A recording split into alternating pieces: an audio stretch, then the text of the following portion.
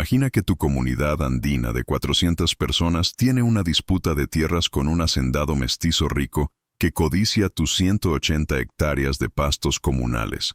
El hacendado contrata al mejor abogado de Ayacucho, soborna al juez con $50,000 y fabrica documentos coloniales falsos que supuestamente prueban que esas tierras le pertenecen desde 1680. Cuando tu comunidad presenta sus propios títulos legítimos de reforma agraria de 1972, el juez los declara inválidos por irregularidades técnicas.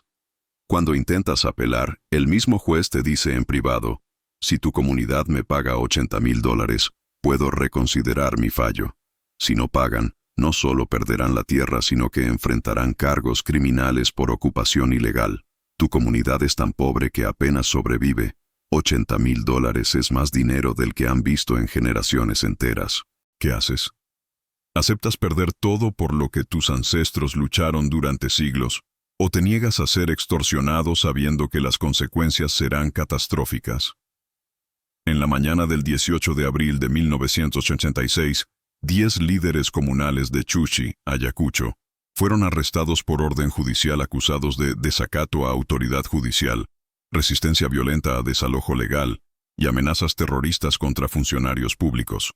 Ninguno de estos cargos era verdadero. Su único crimen real fue negarse a pagar soborno masivo a un juez corrupto que había vendido sentencia favorable al hacendado que codiciaba sus tierras comunales. Los 10 fueron trasladados a prisión en Lima, donde permanecieron sin juicio durante 14 meses, en condiciones que equivalían a tortura, donde 8 murieron de tuberculosis, desnutrición y violencia carcelaria. Los 2 sobrevivientes salieron destruidos física y mentalmente. Uno murió 6 meses después de liberación. El otro vivió el resto de su vida traumatizado y discapacitado. El juez responsable, Augusto Cabero Palomino, nunca enfrentó consecuencias. El hacendado obtuvo las tierras comunales que codiciaba, y Chuchi perdió no solo territorio sino la columna vertebral de su liderazgo comunitario, quedando fracturada y vulnerable durante décadas. Si tienes estómago para escuchar una historia sobre corrupción judicial tan profunda que literalmente mata, sobre cómo el sistema legal peruano puede ser arma de destrucción contra comunidades indígenas pobres, sobre 10 hombres que murieron por el crimen de ser demasiado honestos para participar en corrupción sistémica, entonces dale like ahora mismo y prepárate. Suscríbete al canal, porque estas son las historias que exponen la podredumbre en el corazón de instituciones que supuestamente nos protegen, pero que frecuentemente nos destruyen. Y activa la campanita porque cada semana traemos narrativas sobre injusticia real, que otros medios ignoran porque son incómodas para el poder establecido. Te advierto con total seriedad, esta historia contiene corrupción sistémica extrema, muerte por negligencia deliberada en prisiones, y la revelación devastadora de que a veces tus verdaderos enemigos no son terroristas ni criminales, sino funcionarios del Estado que deberían estar administrando justicia. Si prefieres mantener ilusiones confortables sobre el sistema legal, cierra este video ahora. Para quienes se queden, lo que escucharán está documentado en archivos judiciales, reportes de Defensoría del Pueblo y testimonios de sobrevivientes que finalmente se atrevieron a hablar cuando el Perú post-Fujimori comenzó tímidamente a investigar su pasado corrupto. En la mañana del 18 de abril de 1986, 10 hombres que servían como autoridades comunales de Chuchi fueron arrestados simultáneamente en operativo coordinado por Policía Nacional, bajo orden del juez de primera instancia de Cangallo, Dr. Augusto Cabero Palomino. Los cargos formales eran graves: desacato a autoridad judicial mediante negativa de cumplir orden de desalojo legal, resistencia violenta a ejecución de sentencia judicial, amenazas explícitas contra funcionarios públicos en ejercicio de sus funciones, y el más serio, amenazas terroristas utilizando lenguaje asociado con Sendero Luminoso. Este último cargo era particularmente peligroso en Ayacucho en 1986, donde cualquier acusación de vínculos con terrorismo, sin importar cuán fabricada, podía resultar en prisión indefinida sin juicio o incluso desaparición forzada. Los 10 fueron encadenados, metidos en camión de policía como criminales violentos y transportados 120 kilómetros por carreteras precarias hasta prisión en Ayacucho ciudad, desde donde serían eventualmente transferidos a Lima. Los 10 hombres arrestados eran Alejandro Oxente Bautista, de 51 años, presidente de la comunidad y campesino que había trabajado la tierra durante 45 años, Marcelino Quispe Guamán, de 48 años, vicepresidente y padre de 7 hijos, Teodoro Ramos Caguana, de 54 años, tesorero comunal que manejaba los escasos fondos colectivos, Saturnino Mendoza Ore, de 46 años, secretario que redactaba actas de asambleas comunales, Gregorio Palomino Ñahui, de 50 años, vocal y especialista en sistemas de irrigación tradicionales, Cipriano Guamán Cente, de 44 años, líder de trabajos comunales y organizador de faenas colectivas, Fermín Orequispe, de 49 años, mediador de disputas internas, Paulino Caguana Ramos, de 42 años, coordinador con comunidades vecinas, Justiniano Bautista Mendoza, de 47 años, guardián de documentos históricos y títulos de propiedad comunal, y Victoriano Palomino Guamán, de 45 años, vocal suplente y el más joven del grupo de liderazgo. Ninguno tenía antecedentes criminales. Ninguno había sido nunca arrestado antes. Ninguno tenía vínculos con Sendero Luminoso o cualquier organización subversiva. De hecho, Chuchi había resistido activamente intentos de reclutamiento por Sendero, precisamente porque su estructura de autoridad comunal fuerte permitía tomar decisiones colectivas de no colaborar con ningún grupo armado. Eran campesinos quechuas ordinarios, pobres, mayormente analfabetos excepto Saturnino, que había completado 4º grado de primaria. Hombres cuya única amenaza al orden establecido era negarse a ser extorsionados por funcionario judicial corrupto, que exigía soborno imposible de pagar a cambio de administrar justicia, que supuestamente debía ser gratuita y accesible según la Constitución. Fueron mantenidos en prisión de Ayacucho durante 3 meses en condiciones que violaban prácticamente cada estándar de derechos humanos imaginable. Hacinamiento extremo con 40-50 prisioneros en celdas diseñadas para 12. Sin camas, solo piso de concreto donde dormían amontonados, sin ventilación adecuada donde el calor diurno y el frío nocturno eran igualmente insoportables. Con una sola letrina para 200 prisioneros que se desbordaba constantemente. Comida de calidad tan baja y en cantidades tan insuficientes que desnutrición era inevitable. Sin atención médica básica, donde enfermedades se propagaban sin control. Golpizas rutinarias de guardias que los trataban con desprecio particular reservado para indios terroristas. Y sobre todo, sin ningún acceso a abogados ni a sistema judicial que supuestamente debía procesar sus casos. El 15 de julio de 1986, los 10 fueron transferidos a prisión de Lurigancho en Lima, la prisión más grande y más peligrosa del Perú, conocida oficialmente como Centro Penitenciario San Pedro, pero universalmente referida como Lurigancho, o simplemente el infierno.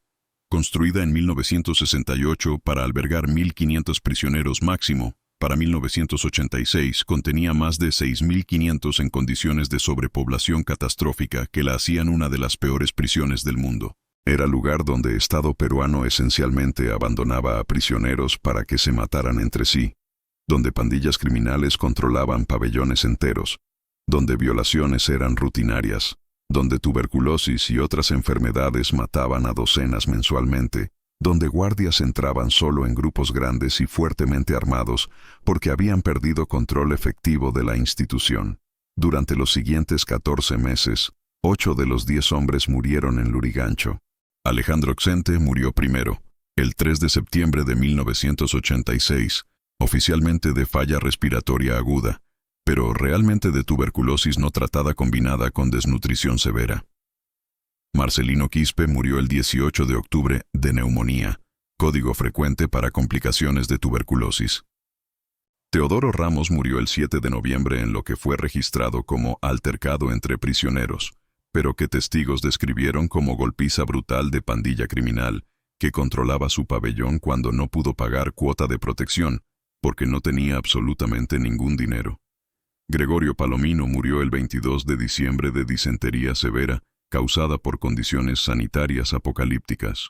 Fermín Ore murió el 14 de enero de 1987, de lo que certificado de defunción llamó paro cardíaco, pero que probablemente fue resultado de desnutrición avanzada en hombre de 50 años, cuyo cuerpo simplemente se rindió. Cipriano Guamán murió el 8 de marzo de 1987, exactamente un año después de que comenzara esta pesadilla de tuberculosis confirmada que había progresado a etapa terminal sin ningún tratamiento porque prisión no proporcionaba medicamentos antituberculosos a pesar de que TB era epidemia dentro de sus muros.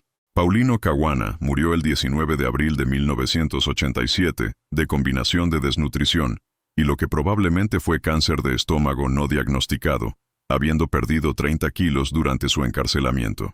Y Justiniano Bautista murió el 2 de junio de 1987 en circunstancias particularmente sospechosas. Certificado decía suicidio por ahorcamiento, pero su cuerpo mostraba signos de violencia previa y ningún prisionero que lo conoció creía que se habría suicidado. Más probable que fue asesinado por razones que nunca fueron investigadas, porque a nadie le importaba la muerte de un campesino quechua pobre, acusado de terrorismo. Solo 2 sobrevivieron hasta ser finalmente liberados el 24 de junio de 1987, cuando sus casos fueron silenciosamente archivados sin juicio, después de que nuevo fiscal revisó evidencia y concluyó que cargos eran completamente infundados. Saturnino Mendoza salió pesando 45 kilos habiendo perdido 25 kilos, con tuberculosis activa que no fue tratada hasta meses después, cuando organizaciones de derechos humanos intervinieron, traumatizado psicológicamente hasta el punto de no poder hablar coherentemente durante semanas. Murió el 18 de enero de 1988, 7 meses después de liberación, cuando la tuberculosis finalmente lo mató porque tratamiento había llegado demasiado tarde. Victoriano Palomino sobrevivió físicamente, pero quedó permanentemente discapacitado por golpizas que había recibido y con trauma psicológico tan severo que nunca pudo reintegrarse normalmente a vida comunitaria, viviendo los siguientes 22 años hasta su muerte en 2010 como sombra del hombre que había sido. La razón real detrás de este horror judicial no fue crimen que los 10 hombres hubieran cometido, fue su negativa a participar en corrupción sistémica, que era tan normalizada en sistema judicial peruano de los 80s, que funcionarios consideraban sobornos no como crimen, sino como complemento legítimo de sus salarios gubernamentales insuficientes. Para entender cómo 10 campesinos inocentes terminaron muertos en prisión, necesitamos retroceder 2 años hasta donde comenzó realmente esta tragedia. Con un hacendado codicioso, un juez corrupto y 180 hectáreas de tierra comunal que valían millones. La comunidad campesina de Chuchi se extendía a través de 1.240 hectáreas de territorio en 1986, ubicada a 3.150 metros sobre el nivel del mar en provincia de Cangallo, departamento de Ayacucho. De esas hectáreas, aproximadamente 180 consistían en pastos comunales de alta calidad en zona llamada Pampa Verde, terreno relativamente plano y bien irrigado, donde comunidad pastaba colectivamente sus ovejas, alpacas y ganado vacuno. Estos pastos habían sido asignados a Chuchi formalmente durante Reforma Agraria de 1969-1975, bajo gobierno militar de Velasco Alvarado, cuando grandes haciendas fueron expropiadas y redistribuidas a comunidades campesinas. Chuchi tenía título de propiedad comunal completamente legal, registrado en registros públicos, documentado en archivos de Ministerio de Agricultura, pero esos pastos colindaban con lo que quedaba de Hacienda San Miguel, propiedad de familia Montoya que había perdido 80% de sus tierras durante Reforma Agraria, pero había logrado retener núcleo de 320 hectáreas mediante maniobras legales y conexiones políticas. Alberto Montoya Cárdenas, heredero de tercera generación de la hacienda, era hombre de 62 años en 1984, mestizo de clase alta limeña que había estudiado agronomía en Universidad Católica, que administraba su hacienda desde oficina en Lima, visitando Ayacucho solo ocasionalmente, que empleaba administrador local para supervisar operaciones diarias. No era terrateniente tradicional de antaño, sino empresario agrícola moderno que veía tierra como inversión económica más que como dominio feudal, pero que mantenía desprecio de clase alta por campesinos quechuas, a quienes consideraba inferiores culturalmente. Montoya había estado mirando codiciosamente los pastos de Pampa Verde durante años porque eran objetivamente mejores que muchos de sus propios pastos, porque expandir su operación ganadera en esa dirección tenía sentido económico, y porque francamente creía que comuneros indígenas pobres estaban desperdiciando tierra que podría ser más productiva bajo administración empresarial moderna.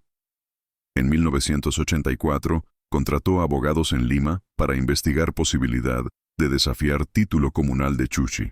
Los abogados investigaron archivos coloniales y encontraron documento de 1687, donde Corona Española había otorgado mercedes de tierras que incluían territorio que ahora era Pampa Verde, a ancestro de familia que eventualmente vendió a ancestros de los Montoya en 1790. El documento colonial era auténtico históricamente, pero legalmente era irrelevante porque Reforma Agraria específicamente había invalidado todos los títulos coloniales y republicanos anteriores, estableciendo nuevos títulos basados en redistribución a comunidades campesinas. Era ley fundamental que todos los abogados conocían, pero los abogados de Montoya desarrollaron estrategia ingeniosa.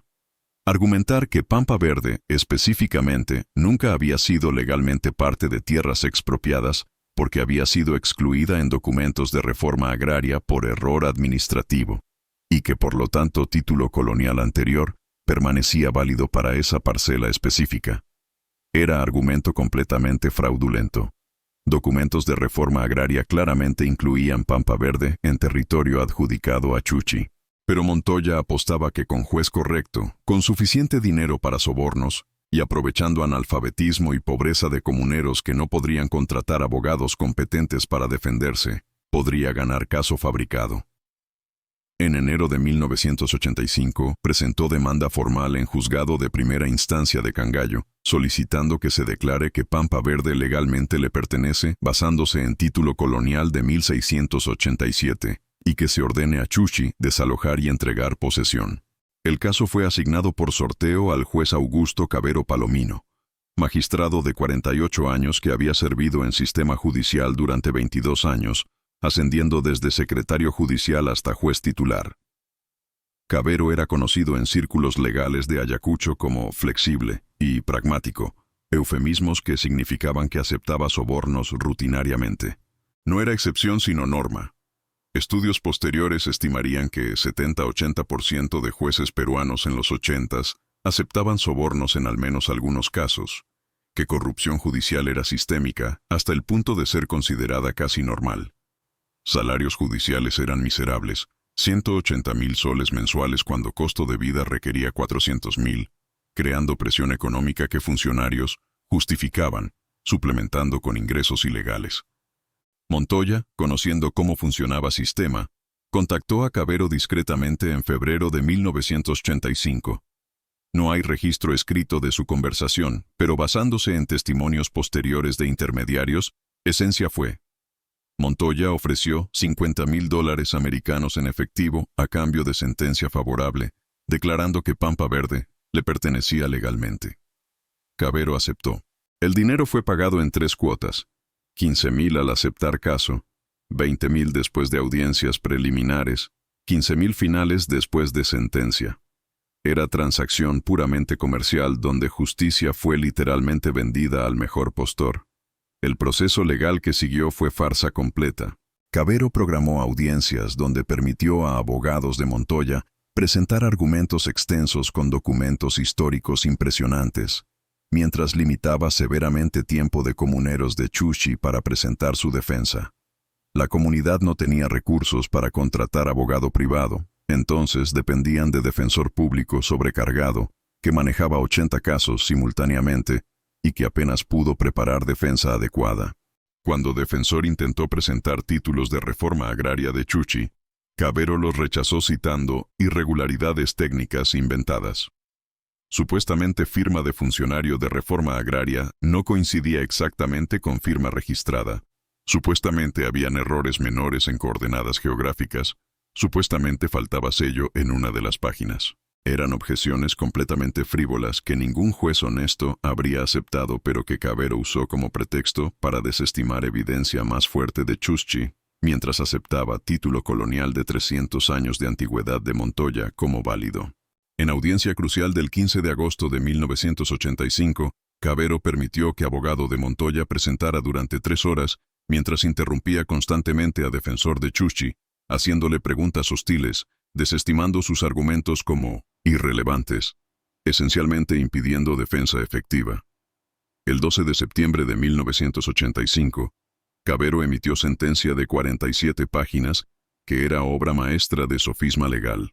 Concluyó que título colonial de 1687 era válido y que tomaba precedencia sobre títulos de reforma agraria, porque supuestamente Pampa Verde había sido excluida de expropiación por error administrativo, que ahora debía ser corregido. Ordenó a Chuchi entregar posesión de Pampa Verde a Montoya dentro de 60 días y pagar costas judiciales de 12,000 soles. Era sentencia tan obviamente corrupta, tan flagrantemente en contra de ley de reforma agraria, que cualquier tribunal de apelaciones honesto la habría revertido inmediatamente. La comunidad de Chuchi recibió notificación de sentencia con shock y horror absoluto. Convocaron asamblea comunal urgente el 20 de septiembre, donde 280 de los 340 comuneros adultos asistieron, prácticamente toda la población activa. El debate fue acalorado y desesperado.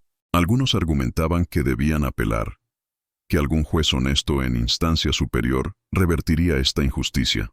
Otros argumentaban que apelar era inútil porque todo el sistema estaba corrupto, que necesitaban buscar ayuda de organizaciones de derechos humanos o de defensoría del pueblo. Algunos más radicales sugerían resistencia física, negarse a entregar tierra sin importar órdenes judiciales, defender territorio con palos y piedras si fuera necesario. Alejandro Sente, presidente comunal de 49 años en ese entonces, intentó mantener calma y racionalidad. Hermanos y hermanas, esta sentencia es injusta y todos lo sabemos. Pero tenemos que ser inteligentes en cómo respondemos. Si usamos violencia, el Estado enviará policía y tal vez ejército y nos aplastarán. Algunos de nosotros morirán y perderemos la tierra de todas formas. Tenemos que pelear esto legalmente, apelar a instancias superiores, buscar publicidad para que el país sepa sobre esta corrupción. Había sabiduría en sus palabras, pero también ingenuidad sobre cuán profunda era la corrupción sistémica. Contrataron nuevo abogado, uno de Ayacucho recomendado por organización campesina que tenía mejor reputación que defensor público. Dr. Edilberto Ramos aceptó caso pro bono porque simpatizaba con comunidades indígenas, pero advirtió que chances de éxito eran limitadas. Preparó apelación meticulosa de 80 páginas documentando todas las irregularidades en proceso de primera instancia, todos los errores legales en sentencia de Cavero, toda la evidencia que había sido ignorada. Presentó apelación el 15 de octubre de 1985 ante Corte Superior de Ayacucho. Mientras apelación estaba pendiente, abogados de Montoya solicitaron ejecución inmediata de sentencia, argumentando que no había razón para esperar resultado de apelación, que probablemente fracasaría. Esto requería autorización de juez de primera instancia, es decir, Cavero. Normalmente cuando hay apelación pendiente, ejecución se suspende automáticamente hasta que se resuelva. Pero Cavero emitió orden extraordinaria el 3 de noviembre autorizando ejecución inmediata, dada urgencia agrícola de temporada de siembra.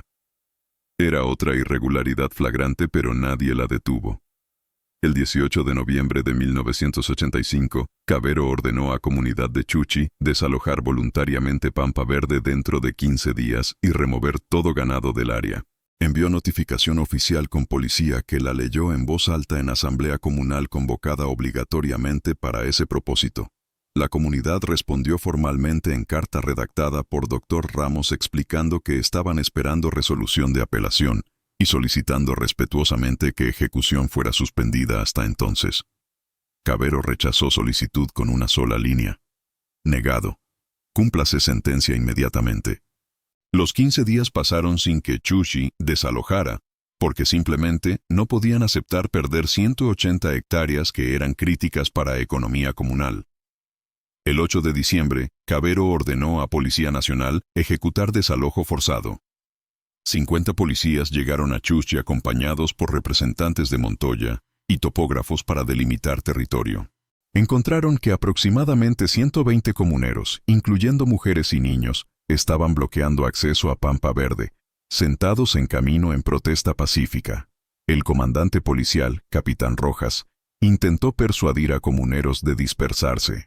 Hermanos, Entiendo su frustración, pero están desafiando orden judicial. Si no se mueven voluntariamente, tendremos que moverlos por fuerza y algunos saldrán lastimados. No queremos violencia. Alejandro Chente respondió en nombre de la comunidad. Capitán, con respeto, esta orden judicial es producto de corrupción. El juez fue sobornado por Montoya.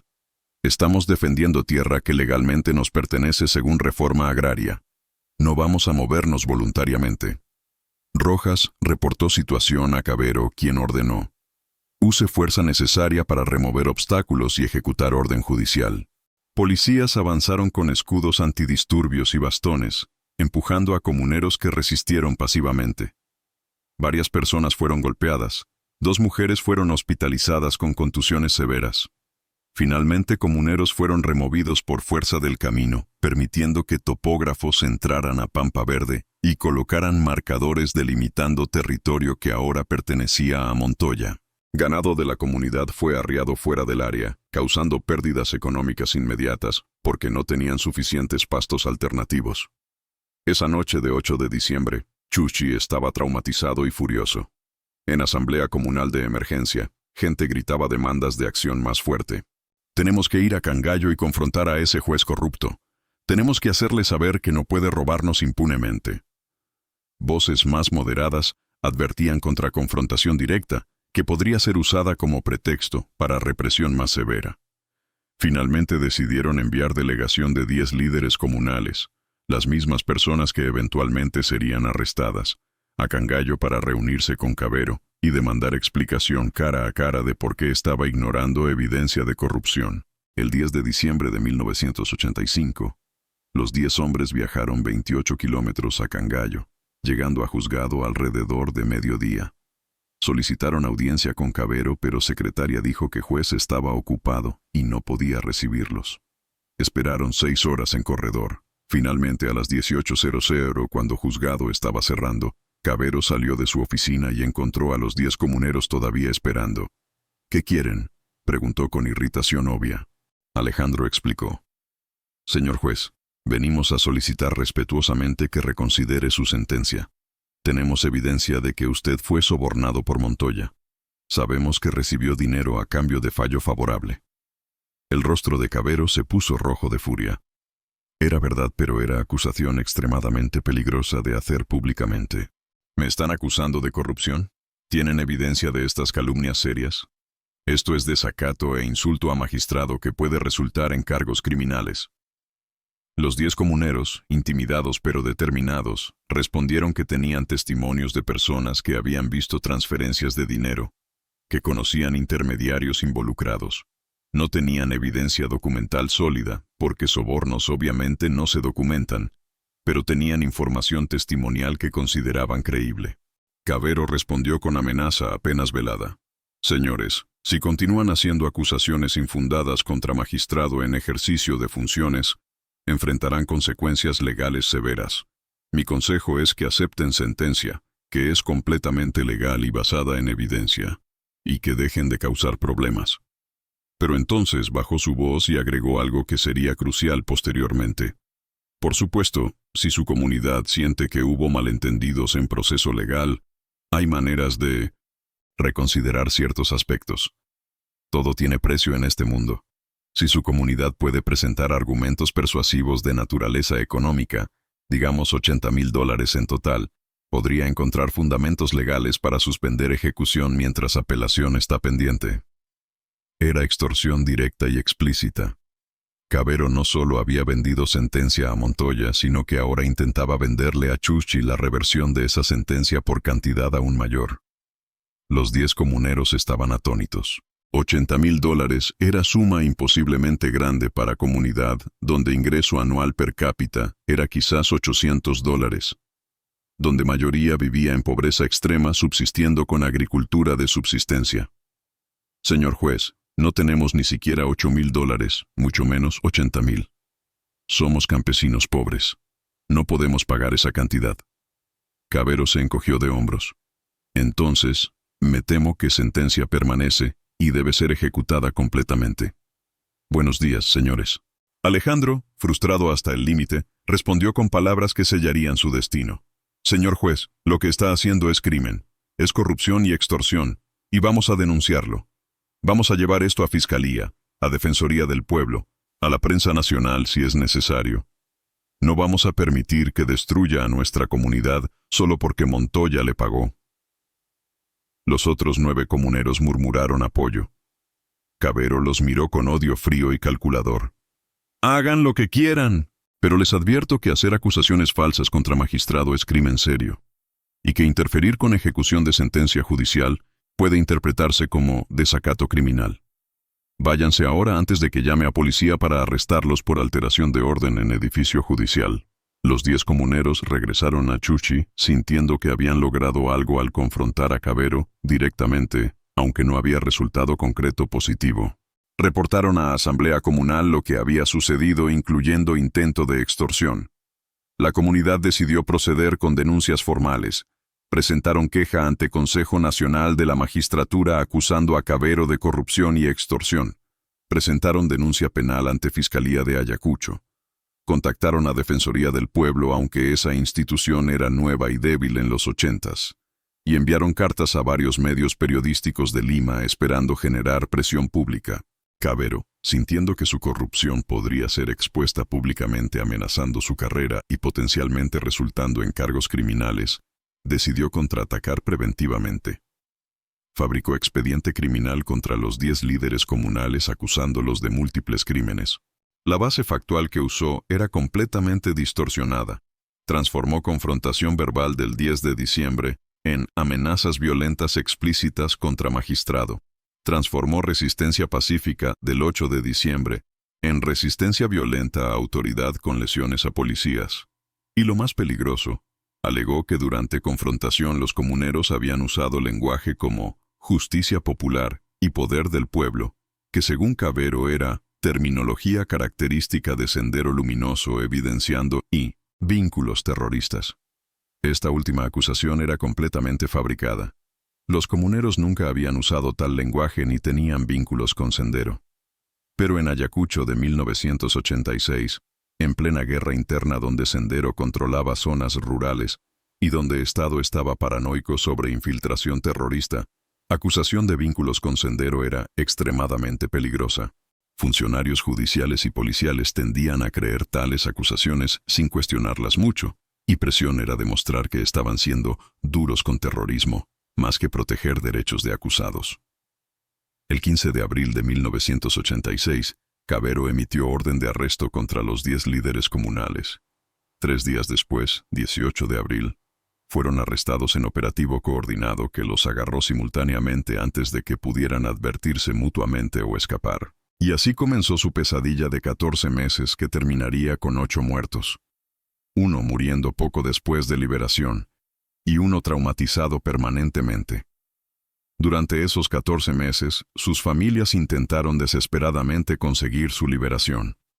Esposas e hijos viajaron repetidamente a Ayacucho y luego a Lima tratando de visitarlos, frecuentemente siendo rechazados arbitrariamente por guardias. Cuando lograban visitas, veían deterioro progresivo de sus seres queridos, perdiendo peso dramáticamente, tosiendo sangre por tuberculosis no tratada, mostrando moretones de golpizas, hablando de condiciones inhumanas.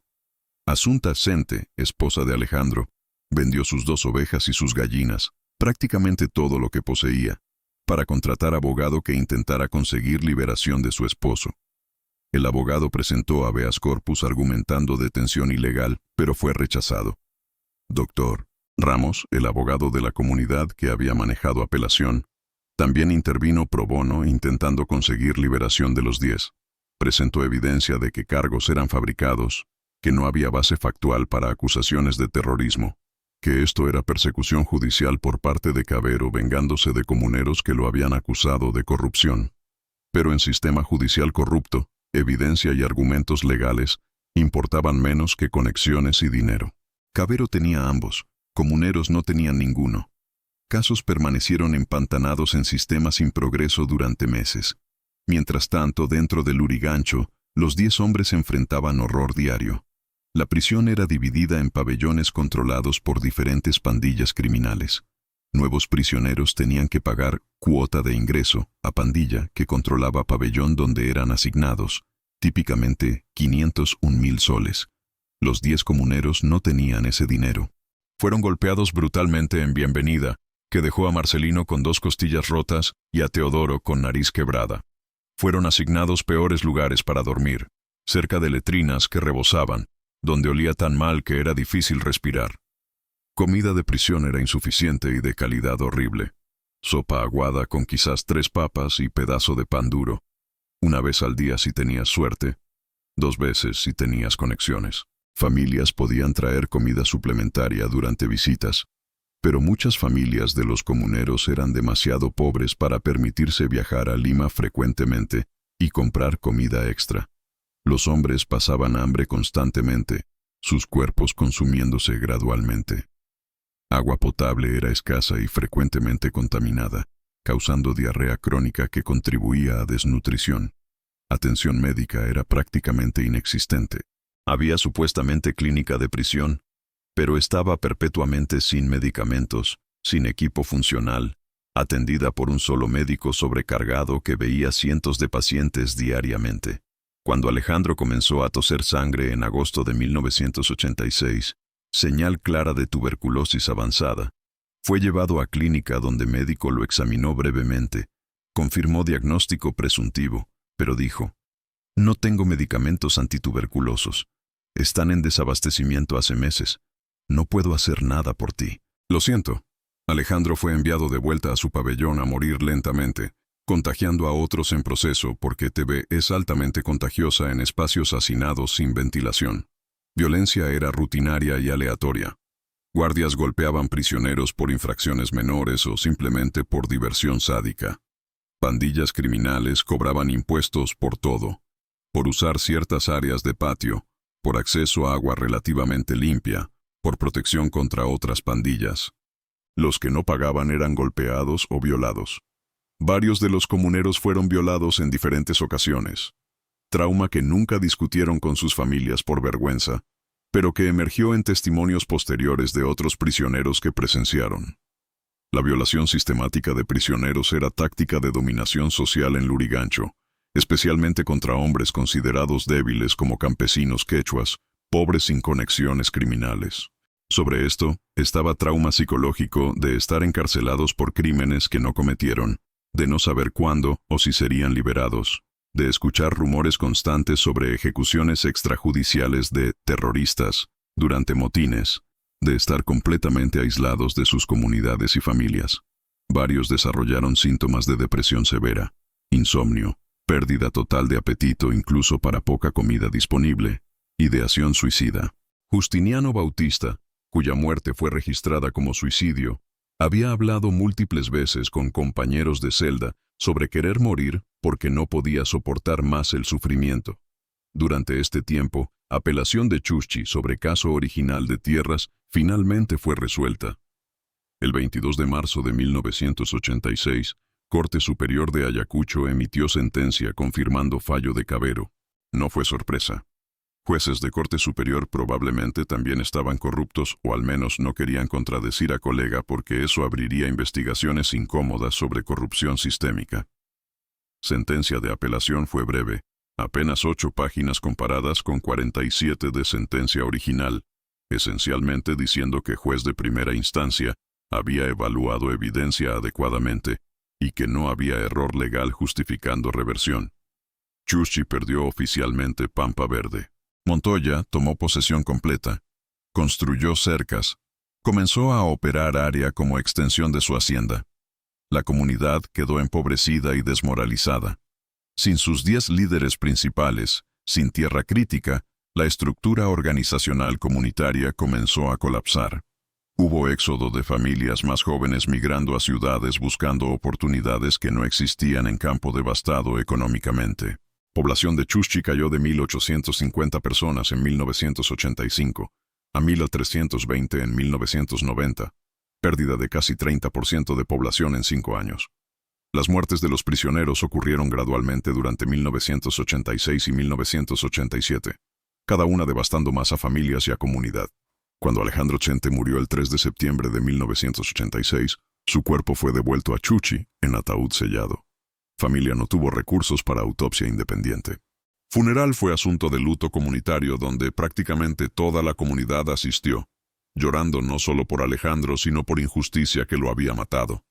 Su esposa Asunta nunca se recuperó emocionalmente, muriendo ella misma en 1992, de lo que certificado de defunción llamó falla cardíaca, pero que realmente era corazón roto combinado con pobreza extrema.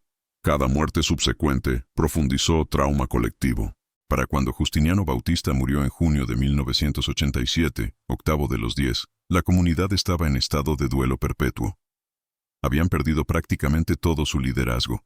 Hombres con décadas de experiencia en resolución de conflictos y organización comunitaria. Los que quedaban como líderes eran menos experimentados, menos confiados, profundamente traumatizados por lo que había sucedido a sus predecesores. Cuando Saturnino Mendoza y Victoriano Palomino fueron finalmente liberados el 24 de junio de 1987, sus casos archivados sin explicación después de que nuevo fiscal revisó evidencia y concluyó que cargos eran infundados, regresaron a Chuchi como fantasmas. Saturnino pesaba 45 kilos, casi irreconocible. Victoriano cojeaba severamente, arrastrando pierna que había sido quebrada durante golpiza y que nunca sanó correctamente. Ambos tenían mirada vacía de personas que habían visto demasiado horror. La comunidad organizó ceremonia de bienvenida, pero fue asunto sombrío donde alegría de tenerlos de vuelta se mezclaba con dolor de los 8 que nunca regresarían. Saturnino intentó reintegrarse, pero su salud estaba demasiado destruida. Tuberculosis activa lo debilitaba progresivamente. Organizaciones de derechos humanos finalmente consiguieron tratamiento en Hospital de Ayacucho en octubre de 1987, pero era demasiado tarde. Enfermedad había avanzado a etapa terminal. Murió el 18 de enero de 1988 en hospital, solo porque su familia no pudo permitirse quedarse con él, siendo enterrado en cementerio de Ayacucho porque transportar cuerpo de vuelta a Chuchi era demasiado caro. Fue registrado como muerte número 9 causada por corrupción de Cavero y persecución judicial de los 10 comuneros. Victoriano vivió hasta 2010 pero nunca fue el mismo. Trauma psicológico le impedía participar en asambleas comunales, porque espacios llenos de gente lo hacían recordar hacinamiento de prisión y entrar en pánico. Discapacidad física le impedía trabajar agricultura de manera efectiva. Dependía de caridad de comunidad para sobrevivir. Cuando finalmente murió a los 69 años de complicaciones de diabetes, algunos comuneros dijeron que realmente había muerto en 1986. Su cuerpo simplemente tomó 24 años adicionales en rendirse completamente. El juez Augusto Cavero Palomino nunca enfrentó consecuencias por sus crímenes durante años inmediatos posteriores. Continuó sirviendo como juez en Cangallo hasta 1992, cuando fue ascendido a Corte Superior, premio por años de servicio que incluían rutinariamente aceptar sobornos y pervertir justicia. Cuando cayó gobierno de Fujimori en 2000, y Perú comenzó tímidamente a investigar corrupción sistémica del sistema judicial, nombre de Cavero apareció en múltiples denuncias de diferentes casos. En 2004, Fiscal Anticorrupción finalmente abrió investigación formal contra Cavero. Para entonces tenía 62 años y estaba retirado con pensión completa.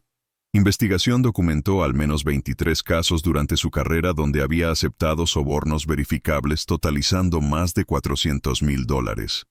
Caso de Chuchi era uno de los más egregios, pero estaba lejos de ser único. En 2006 fue acusado formalmente de cohecho pasivo, tráfico de influencias y prevaricato. Juicio comenzó en 2008.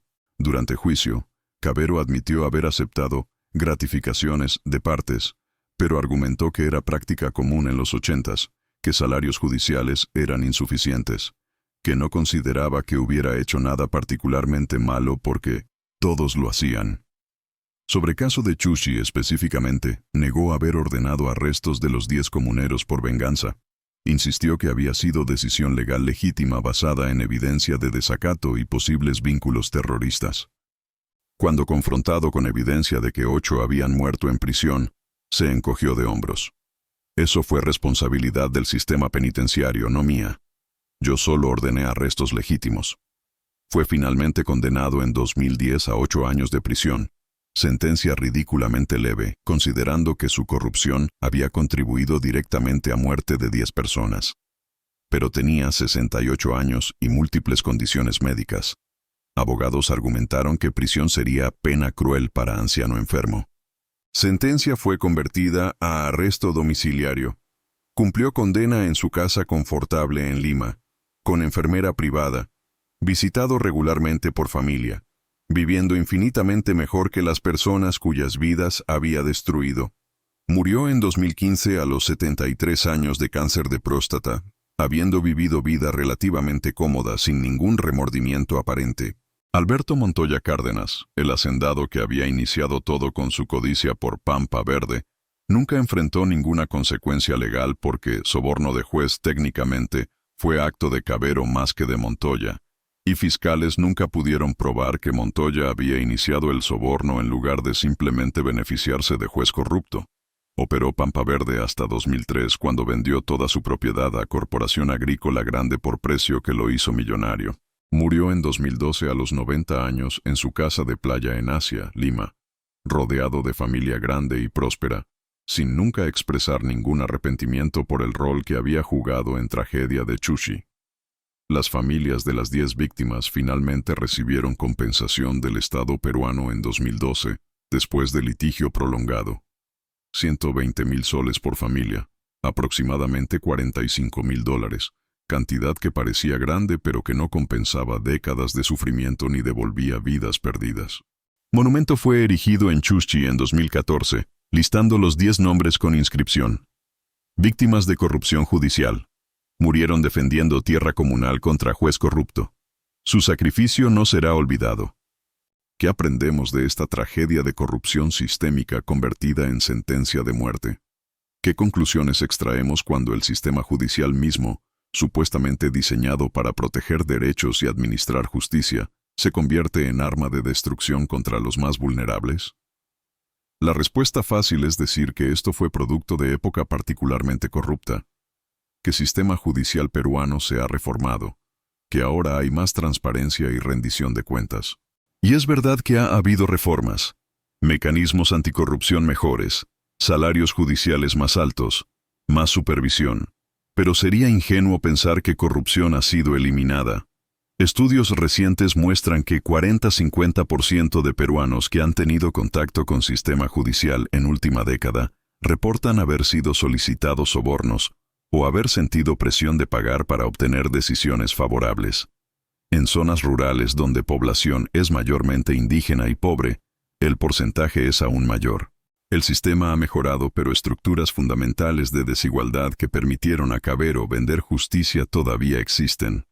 Pobres no pueden contratar abogados competentes, no conocen sus derechos, no tienen conexiones políticas que los protejan, y sistema judicial sigue siendo suficientemente opaco que corrupción puede ocurrir con relativa impunidad. Y esto no es único a Perú. A través de América Latina, estudios de Transparencia Internacional consistentemente clasifican poderes judiciales entre instituciones más corruptas. México, Brasil, Colombia, Ecuador, todos enfrentan problemas sistémicos donde justicia es frecuentemente vendida al mejor postor, donde pobres enfrentan sistema completamente diferente al que enfrentan ricos, donde acceso a justicia real depende más de recursos económicos que de validez legal de tu caso. Los 10 hombres que murieron por corrupción de Cavero no eran criminales ni terroristas. Eran campesinos ordinarios defendiendo tierra comunal que legítimamente les pertenecía, negándose a pagar soborno que no podían permitirse, para juez que debería haber estado administrando justicia gratuitamente, como requiere su juramento. Y fueron destruidos por sistema que valora dinero sobre justicia, que protege privilegios de clase alta sobre derechos de pobres, que permite que funcionarios corruptos operen con impunidad mientras sus víctimas mueren en prisiones inhumanas. Cada vez que escuches a políticos hablar retóricamente sobre Estado de Derecho o acceso a justicia, recuerda que para millones de latinoamericanos pobres, especialmente indígenas rurales, estas son promesas vacías. El sistema judicial real que enfrentan es uno donde jueces pueden ser sobornados, donde evidencia importa menos que conexiones, donde protestar contra corrupción puede resultar en persecución criminal, donde prisiones son lugares de muerte lenta más que de rehabilitación. Si esta historia te enfureció, si te hizo entender por qué la corrupción judicial no es crimen sin víctimas, sino que literalmente mata gente, dale like ahora. Comparte este video para que más personas entiendan la podredumbre en sistemas que supuestamente nos protegen. Suscríbete porque seguiremos destapando injusticias que otros prefieren ignorar. Y comenta con el nombre de las 10 víctimas para que su memoria permanezca viva. Alejandro, Marcelino, Teodoro, Saturnino, Gregorio, Cipriano, Fermín, Paulino, Justiniano, Victoriano. Murieron porque un juez vendió justicia, y el sistema permitió que saliera impune hasta que era demasiado tarde. Nos vemos en el próximo video con otra historia real que expone verdades incómodas sobre América Latina. Hasta entonces, recuerda, cuando la justicia es vendible, los pobres siempre pierden. Y perder en un sistema corrupto no significa solo perder un caso legal, significa perder tu vida. Claude é uma IA e pode cometer erros. Por favor, verifique as respostas.